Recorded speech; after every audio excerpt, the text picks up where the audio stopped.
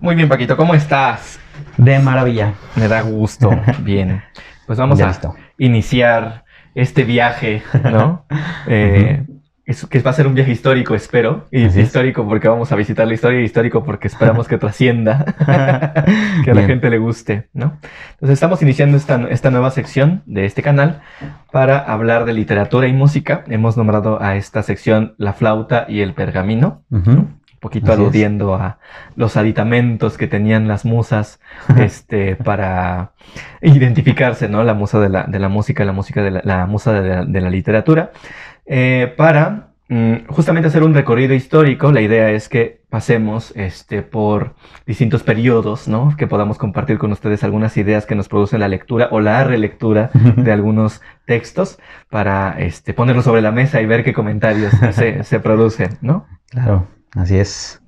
Y Sí. pues el día de hoy vamos a comenzar justamente con una historia muy antigua, muy antigua, ¿no? No podemos nunca afirmar que se trata del más antiguo o del texto primordial, pero al menos de los que se tienen registro, Ajá. ¿no? Lejanísimo en el tiempo, que es el poema de Gilgamesh.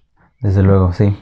Este texto fue producido en Mesopotamia. Sabemos que Mesopotamia es esta región, ¿no? Que está en medio de los dos ríos, Tigres y Éufrates. Eso lo ponemos en las clases de historia todas las Sí, ocasiones, desde ¿no? primaria, ¿no? De primaria. Exactamente, desde la primaria. Ajá. Pero es importante mencionar que estos dos ríos no son ríos apacibles, ¿no? Son ríos locochones, alocados. Ajá. Caóticos. Caóticos. Sobre todo en esa época, ¿no? Ajá, exactamente, sí, porque naturalmente ahora pues ya tienen otra constitución, pero en ese momento, de hecho, fueron capaces hasta de reformar la geografía, ¿no? Ujú. En algún punto incluso alejaron las costas de algunos Sí. por tan locochones que eran, ¿no? Bueno, el caso es que esta situación es muy importante porque estas inundaciones que provocaban estos ríos tenían a la gente un poquito como en alarma, eran muy importantes y habían causado mucho caos y por lo tanto estaban como siempre en el imaginario de las personas, ¿no? ¿Cuándo será el momento en el que estos se vuelvan a alocar? Con el miedo constante, ¿no? Exactamente. De que el caos les llegue de pronto, Exacto. sin avisar. Exacto, ¿no? Que es un poquito contrastante con situaciones que ocurrían en otros lados como en Egipto, que el Nilo es un río muy apacible, muy tranquilo, ¿no? Y que permitía la navegación, el comercio, etcétera, muy fácilmente entre toda el imperio, ¿no? Pero en este caso es algo relevante. Ahorita vamos a ver por qué, ¿no? Ahora, justamente por la antigüedad que tiene esta obra, ¿no? El primer asunto que me trae a la mente es cómo a veces por no conocer las raíces o por no estar al tanto del origen de ciertos aspectos, creemos que descubrimos el hilo negro o que tenemos ideas así espontáneas, nuevísimas, novísimas, y que nadie más ha tenido, ¿no? Pero casi nunca es así, ¿no? En la música seguramente pasará algo semejante. Desde luego, ¿no? Que te encuentras con que, por ejemplo, estás teniendo una idea, ¿no? Tú crees que tienes una idea, que estás descubriendo el hilo negro y en realidad es muy parecido a algo que ya está, ¿no? Ahorita vamos a ir hacia esa parte, pero sí sucede mucho eso de que te sientes con esa presión también, ¿no? De no saber o de decirte a ti mismo, es que esto como que ya lo escuché, ¿no? Como que siento que ya lo inventó alguien más, ¿no? O se te ocurre una frase también y Claro. no, pues es que le estoy escribiendo al amor, seguramente alguien ya escribió, ¿no? Al amor, ¿no? Ajá, claro. Sobre todo estos temas que son muy, pues muy concurridos, ¿no? Claro. Por todos, ¿no? Es fácil repetir. Es muy sencillo repetir. No hay nada nuevo bajo el sol, ¿no? Y esa frase ya es antigua. Entonces, también para los viejitos para los pueblos viejitos ya era una situación de uso común, tener ideas y decir, oh, esto ya se le había ocurrido a alguien. Bueno, pero alguien que reflexionó sobre esto es un escritor que se llama Macedonio Fernández, que escribió este texto. Y lo voy a leer un pedacito nada más. No va a ser muy largo. Una frase de música del pueblo me cantó una romana. Y luego la he hallado 10 veces en distintas obras y autores de los últimos 400 años. Es indudable que las cosas no comienzan cuando se las inventa o el mundo fue inventado antiguo, ¿no? Entonces, eterno retorno, que es imposible evitar, claro, ¿no? Ajá. Entonces, Ahorita justamente esta idea de la antigüedad, lo del diluvio que les comentaba, ahorita los vamos a mezclar en esto que vamos a presentar. Bien, el texto que vamos a presentar el día de hoy es el poema de Gilgamesh, ¿no? Que es oro. Es oro puro, ¿sí? Y que justamente trata de las hazañas, ¿no? Hazañas de un gobernante de Uruk, que es un pueblo específicamente de Mesopotamia que está como por el sur, ¿no? Que tuvo mucha trascendencia porque después de estas hazañas, que vamos a relatar brevemente, ya se convirtió en una buena persona, ¿no? Sí. Porque lo que vamos a contar... teníamos entendido que era lo contrario, ¿no? Exactamente. Odiado, repudiado, un tirano. Un tirano. ¿No? Con su pueblo, ¿no? La antidea de un héroe, ¿no? De un rey. Exacto. Lo que se espera de un rey es lo contrario. Todo lo contrario. Eso era. Eso era Gilgamesh, exactamente. Y justo creo que esta historia es como una historia de redención, en tanto que él, con todas las cosas que le pasan, pues termina convirtiéndose en algo bueno, ¿no? Por la influencia de muchos factores. Pero vamos a iniciar, porque es una historia muy interesante. En primer lugar, Gilgamesh tenía sometido a su pueblo, ¿no? Tomaba a las mujeres de otros, ¿no? Los sometía y demás, y por lo tanto el pueblo ya estaba hartísimo de él y le pidieron a los dioses, ¿no? Mediante súplicas que hicieran algo, que intervinieran para que ya no padecieran tanto con este rey, porque sabemos que el rey estaba designado por los dioses, ¿no? Y por lo tanto ellos también podían quitarlo, ¿no? Claro. Por eso las súplicas se elevaban hacia ellos, ¿no? Al menos en la concepción mesopotámica así es como lo veían. Cuando deciden, o digamos, ver cómo intervenir los dioses, lo que hacen es enviar a la contraparte de Gilgamesh, ¿no? Claro. Le envían un némesis, ¿no? De alguna forma, que es justamente su opuesto, ¿no? Es justamente un hombre también muy alto, muy erguido, muy fuerte, ¿no? Porque Gilgamesh era casi un gigante poderosísimo.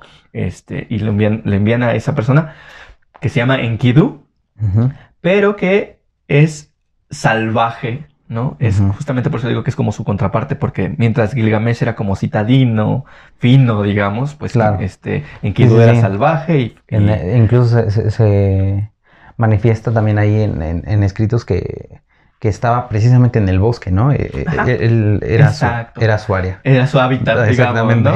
Casi como un animal, ¿no? Básicamente y esa es la idea del contraste que quieren hacer, ¿no? Entonces, lo envían para que lo termine, bueno, para que le ponga un alto, y incluso hasta para que acabe con él, ¿no? Claro, sí. El caso es que no puede directamente llegar y enfrentarse a Gilgamesh, tiene que pasar como un proceso, ¿no? Y el proceso que tiene que pasar es un proceso de civilidad, ¿no? Y por lo tanto lo hacen convivir durante 7 días y 6 noches con una sacerdotisa, ¿no? Y la sacerdotisa usa sus poderes seductores, ¿no? Lo seduce y mediante el sexo, ¿no? Lo humaniza, ¿no? Lo doma. Y entonces, al término de este proceso, efectivamente Enkidu ya es una persona, bueno, un humano, ¿no? Menos animal y más humano, ¿no? Entonces, cuando pasa este proceso ya puede enfrentarse a Gilgamesh, pero entonces Enkidu ya no es ese salvaje que era, ya tiene intelecto, ¿no? Ya tiene conciencia. Cuando se enfrentan, pues los dos se perciben, se topan con un espejo. Se topan con un espejo, exactamente, ¿no? Y lo que ven les gusta porque se dan cuenta de que están rivalizando con alguien que les iguala en fuerza, en poder, ¿no? Y entonces ven como, un poquito de admiración, ¿no? Claro, Como, esto está padre, ¿no? Estoy conociendo a una persona, ¿no? Que es como un complemento bonito de mí. Y pues deciden hacerse amigos, entonces todo esa guerra se convirtió en amistad. Exactamente. De un día para otro. De un día para otro. Y pues los dioses así de, ¡oh! ¿Qué acabamos de hacer? Porque ahora no solamente le creamos el amigo. Ahora está tiene un aliado para hacer sus fechorías, ¿no? Sí. Porque efectivamente eso es lo que pasa, que después de se van a vivir las aventuras. Exactamente, ¿no? Juntos deciden que pues si uno era poderoso, los dos juntos sí, se comen el mundo. Por favor. Como tú y yo con este podcast. Por favor. Exactamente. Entonces, pues van a hacer desmanes por el mundo. Una de las cosas que hacen, por ejemplo, es querer la madera de un bosque, una madera sagrada de un bosque que está protegida por un gigante que se llama un baba, ¿no? Y pues el gigante se les postra así de, por favor, no, aquí no van a pasar, ¿no? Como Gandalf, you shall not pass. Pero, pues son tan poderosos que lo matan, no terminan asesinándolo.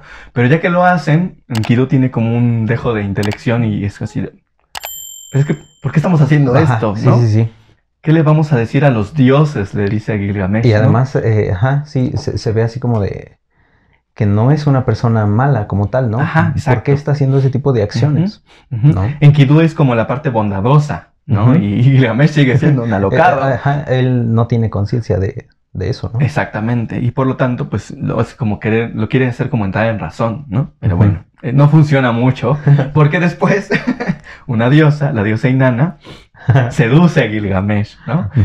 Y Gilgamesh la rechaza. Es una parte muy interesante porque, pues eso ya es una ofensa. Y es una ofensa a un dios. O sea, que un dios te elija, ¿no? Y que lo rechaces. Entonces, pues... que bueno, también hay que mencionar algo importante ahí. Que esta diosa era conocida, precisamente por eso la rechaza Gilgamesh. Porque era conocida por tener historias... de encuentros sexuales. Era una mujer libre. Sí. Con otras muchas personas. La idea contraria de una diosa, ¿no? Como que más o menos se concibe una diosa diferente, ¿no? No la ubicas por eso. Y a ella se le ubicaba por eso, ¿no? Claro. Entonces Gilgamesh decide, ¿sabes qué? No, aquí no entro. No me involucro, perdón. Y su amigo dice, ¿sabes qué? Yo sí. No, Enkidu no mete las manitas ahí, ni sus garritas, ni nada. Aunque yo creo que sí hubiera querido.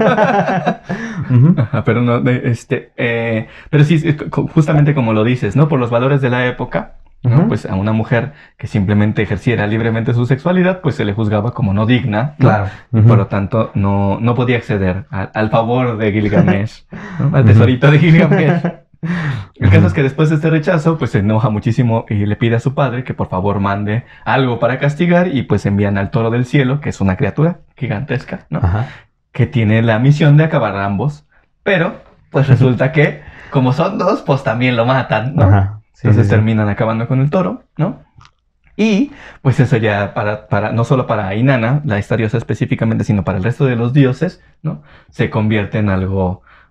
pues ya es como, esto ya se salió de control, ¿qué vamos a hacer? ¿No? Sí. Y pues no encuentran otro remedio más que tristemente terminar con Enkidu, ¿no? Matan a Enkidu. Entonces, eso sí, ya se convierte en el único freno, ¿no? Para Gilgamesh, porque es el momento en el que ahora sí entra en razón, ¿no? Y se ve reflejado. Exactamente, y dice, esto que acaba de pasar realmente sí... ¿Es serio? Calmémonos. Exacto. Porque voy para allá, ¿no? Esto me puede pasar a mí. Exactamente, ¿no? Su principal preocupación es como, bueno, ok, a pesar de que era mi igual, pudieron terminar con él, ¿no? Y por lo tanto, es exactamente lo que me va a ocurrir. Y en un bar tiene un pequeño encuentro con una tabernera. Y quiero leerles este pedacito porque es muy lindo. En donde hace la reflexión justamente de lo que le pasa, ¿no? Lo que está pasando por su mente al ocurrirle esto, ¿no? Entonces, a ver. Dice tabernera, ¿no? Porque pues en el bar hay una tabernera. Y va así. Tabernera. Si así estoy, como dices, es por miedo a la muerte. Lo que ha ocurrido a mi amigo me obsesiona. ¿Cómo callarme? Enkidu, mi amigo, al que yo amaba, ahora es como el barro. ¿No iré como él a acostarme para no levantarme nunca más?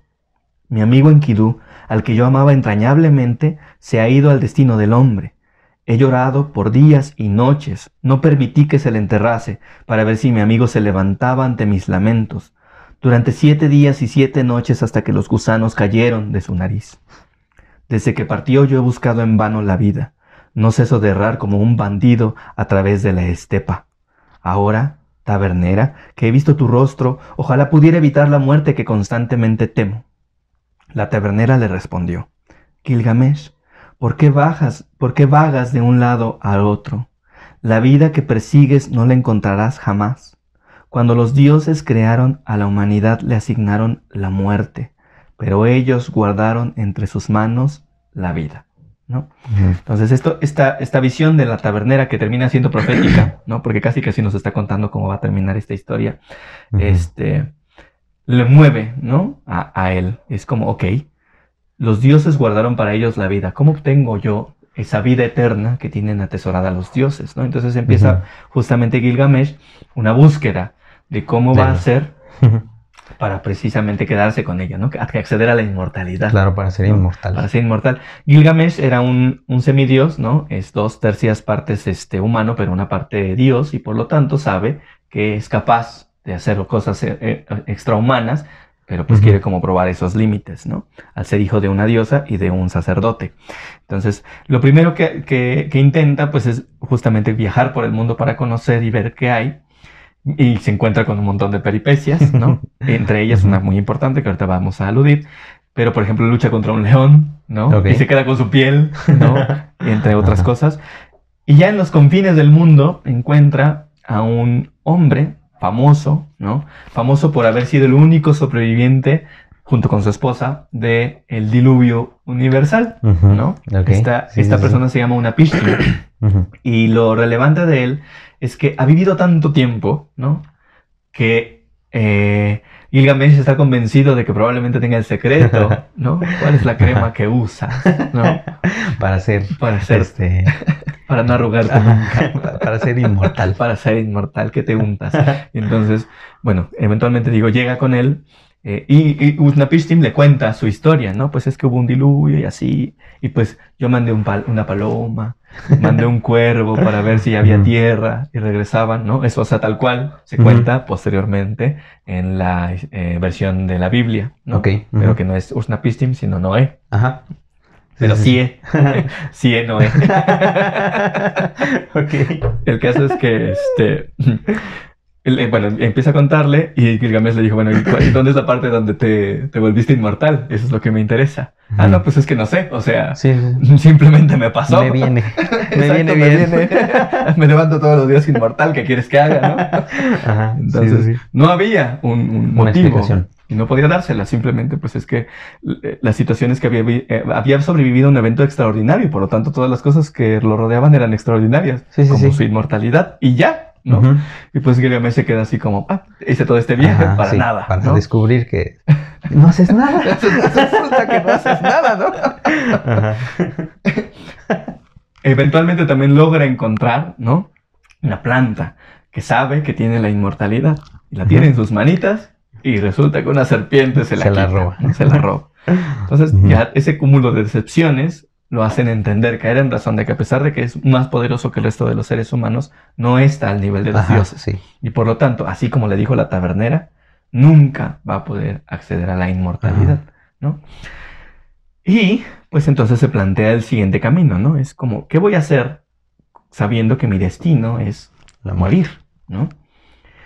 Y por lo tanto, entiende, razona que lo que puede hacer es trascender mediante sus acciones, mediante lo que él lega, mediante lo que él hace o dice con las otras personas.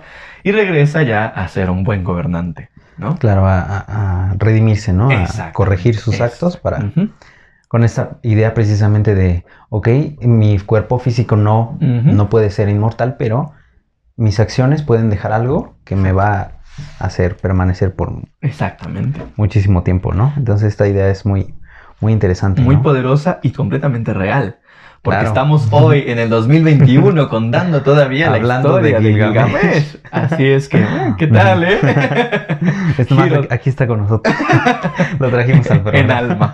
Pero las almas son transparentes, por eso no pueden verlas. Pero también hay una frase que dice que revive cuando hablas de eso, ¿no? Por ejemplo, hablando, hace ratito hablábamos de música, compositores. Se dice que el compositor revive cuando escuchas su música, lo que creó. Claro. Entonces, porque Gilgamesh no revive cuando hablamos de sus historias. Bueno, yo diría que si está aquí no va a caber porque es muy alto. Ay, perdón. Estamos sentados sobre sus rodillas. Y Gilgamesh nos ve así. A ver qué dice. Así mero. Y sí, y justamente estas revisitaciones son muy importantes. Entonces, comentábamos al principio de cómo es el eterno retorno, ¿no? De cómo creemos que estamos inventando el hilo negro, pero es que esta reflexión, es decir, el temor a la muerte, ¿no? No es una novedad, ¿no? Es decir, aunque en este momento justamente estamos pasando por un periodo en el que la muerte está muy cerca de nosotros, ¿no? Sí, sí, sí. Definitivamente no es algo que, no es una reflexión que no hayan tenido muchísimas otras personas a lo largo de la humanidad. Y creo que este camino, la conclusión a la que llega Gilgamesh, es muy linda porque realmente te libera, ¿no? O sea, realmente te hace sentir mejor saber que efectivamente, aunque creas en la religión que creas, la trascendencia de la tierra se puede conseguir mediante las cosas que hacemos. Y efectivamente, ¿no? Aquí está.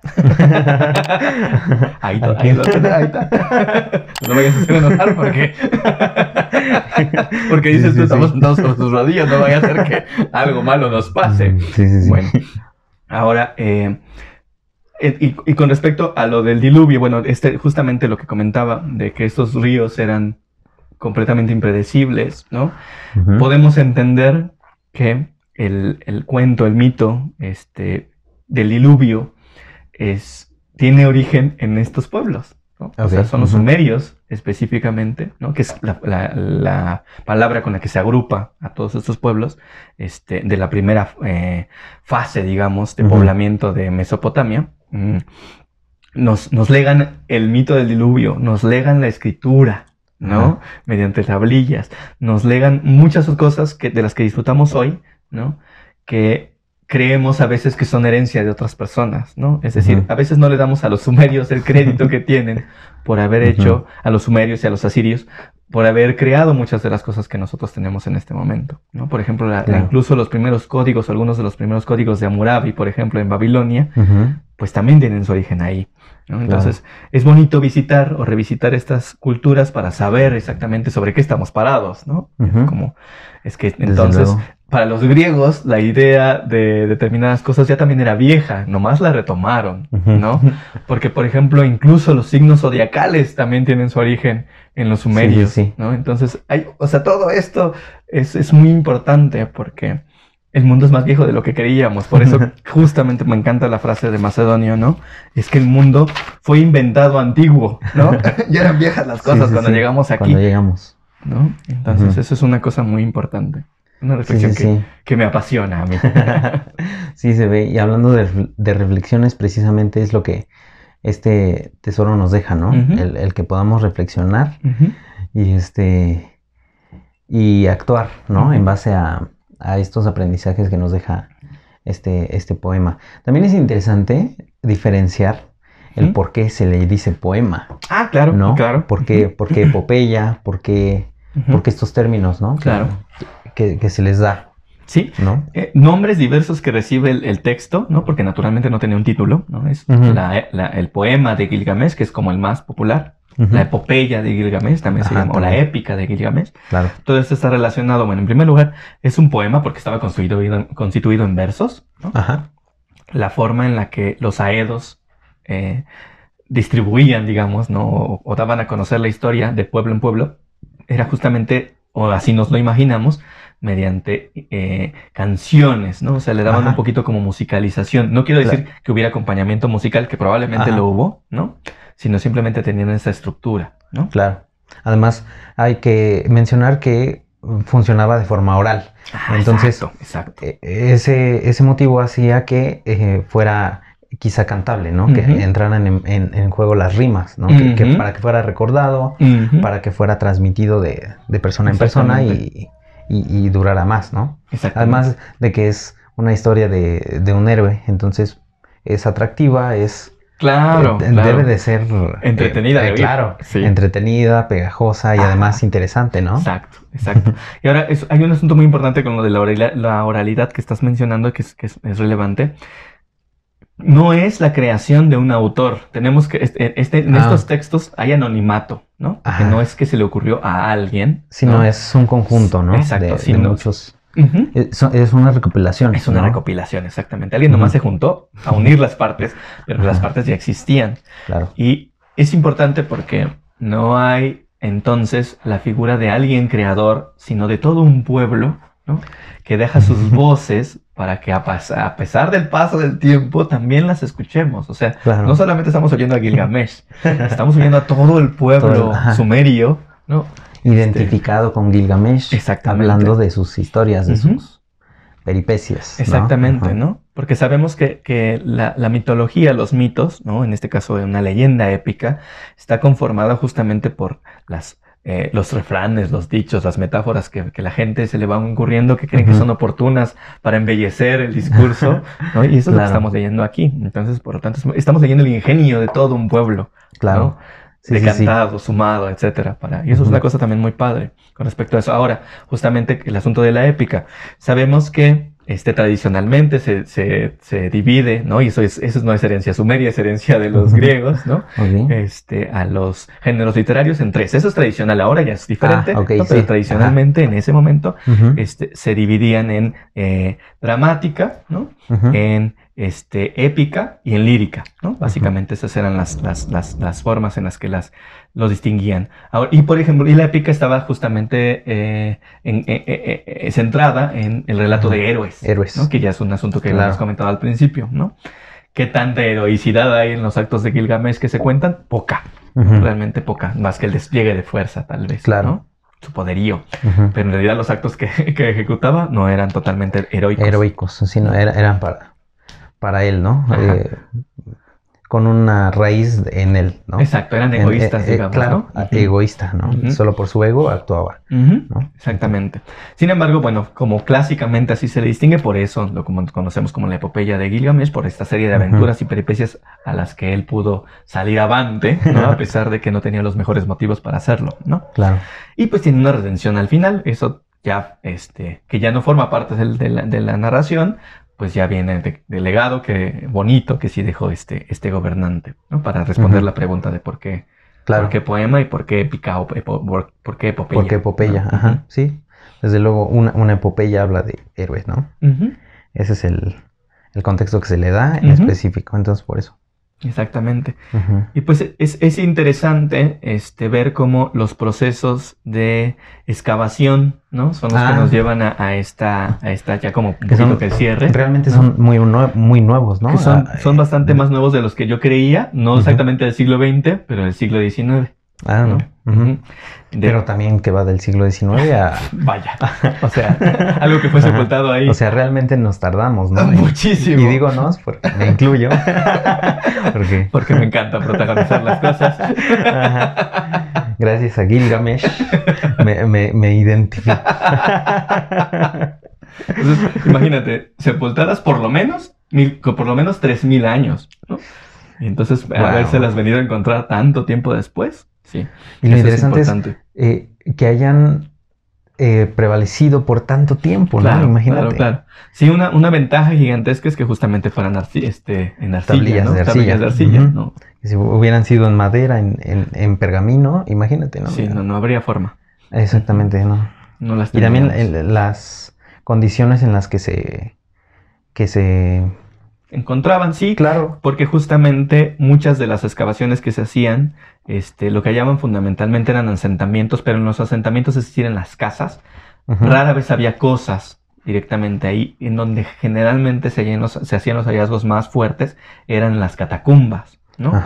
Sobre todo en los pueblos sumerios tenían la costumbre de crear pequeñas ciudades, cementerio, ¿no? Entonces mucha gente se sepultaba apiñonada en una región específica, ¿no? Entonces, probablemente con la idea de que como iban a continuar sus labores en la siguiente vida, pues estaba conveniente que por lo menos estuvieran reunidos como vecinos, ¿no? Probablemente. Claro. Ahora, la situación es que en estos hallazgos, pues se encuentran los ajuares de los gobernantes, de los reyes, de los sacerdotes, ¿no? O de las personas de cierto poder, que eran, fastuosísimos, ¿no? O sea, tocados de oro, plata, vasijas preciosas. Para robar. Ideales para robar, exactamente, ¿no? Cerámicas, cosas talladas en marfil, ¿no? Fundamentalmente esto, porque naturalmente las maderas, como lo comentabas y demás, pues no sobrevivieron al paso del tiempo. hubo muchos exploradores que hicieron estas investigaciones, ¿no? Desde el siglo XIX, insisto, ya esto se había recuperado, ¿no? Estamos hablando de que un gobernante asirio, Asurbanipal, fue el que lo preservó. Entonces esto ya se había descubierto en ese momento, pero posteriormente, por ejemplo, algunos otros exploradores como Leonard Woolley, ¿no? Que es mi tocayo, justamente hizo otros descubrimientos en tumbas. Y como dato interesante, porque esto es relevante, para ocultar justamente, ahorita que lo traíste a cuento de cómo no atraer a la gente para que venga a robarse estas cosas, ¿no? Que acabamos de descubrir, él cifraba sus mensajes, bueno, no cifraba, sino simplemente los escribía en latín. Claro, para que no fueran fácilmente leídos por cualquiera, ¿no? Que solo llegaban a gente que tenía la capacidad de traducir. Exactamente, ¿no? De entender latín, exacto. Como estaban dirigidos a la Universidad de Londres, que era la que lo patrocinaba, pues sí decidió que ese era un mecanismo perfecto, porque así solamente las mentes cultas de esta universidad podían descifrar sus mensajes, ¿no? Y estaba padre así. Y también ahí hay algo importante, ¿no? El equipo que trabajaba con él también tenía que ser de confianza, ¿no? De bastante confianza. Y, bueno, de confianza y de... Sobre todo por el hecho de que, pues también ellos podrían ahí como que... Sí, agarrar fulana cosa, por favor. Esas pues cosas, sí, ¿no? Yo creo que toda la vida vives con la venta de algo así. Eso para empezar. Y luego también para no atraer a otros. Es decir, no solamente tenían que ser honrados, sino también tenían que ser discretos. Porque para empezar, los medios se enteraban de que existía, pues eso iba a cundir, ¿no? Claro. Entonces eso es una parte muy importante de cómo los arqueólogos hacen este tipo de investigaciones, ¿no? De manera velada, discreta. Porque pues básicamente la ciudad de Uruk, para empezar, era un montículo de tierra, ¿no? Arena que había sepultado. Fueron excavando y empezaron a notar que en ese espacio en el que no esperaban ya encontrar nada por tantísimo tiempo, ¿no? Pues empezar a ver paredes, fue algo impresionantísimo, ¿no? Sí. O sea, como literalmente ir barriendo y encontrando una ciudad, ¿no? Debajo. ¿Te imaginas la alegría? No, imagínate, ¿no? Sí, una cosa preciosa, ¿no? Hermosísima, hacer un hallazgo así. Desde luego.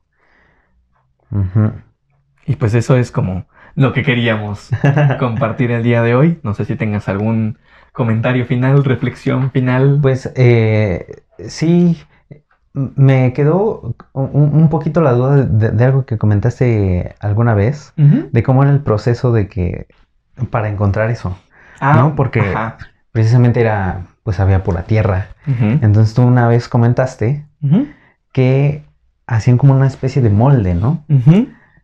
¿Cómo era eso? Sí, lo que pasa es que justo personas así de las capacidades, por ejemplo, de Leonard Woolley, habían ya diseñado procesos hasta para reconstruir lo que ya no estaba ahí, ¿no? Entonces, sabemos, por ejemplo, que la madera no subsiste al tiempo, pero el marfil sí.